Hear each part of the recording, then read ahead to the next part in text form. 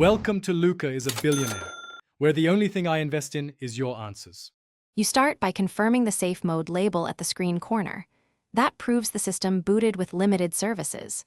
Once confirmed, make sure the touchscreen and side buttons work. Remove any case or debris that could be pressing volume. Now press and hold the power button for about 2-3 seconds, choose Restart from the menu, and let the phone reboot. This often exits safe mode by reinitializing normal startup services. If a simple restart doesn't work, power off completely instead. Press and hold power, choose power off, wait 10 seconds, then power on normally. Make sure neither volume button is stuck. A depressed volume down during boot forces safe mode.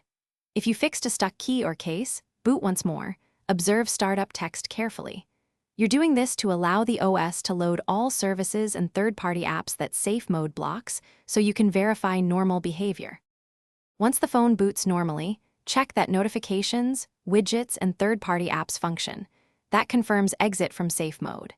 If the device still boots to safe mode, boot into recovery mode and wipe the cache partition to remove corrupted temporary files.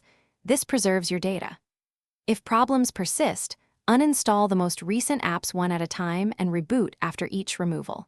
This isolates a misbehaving app that can force safe mode and is often the root cause.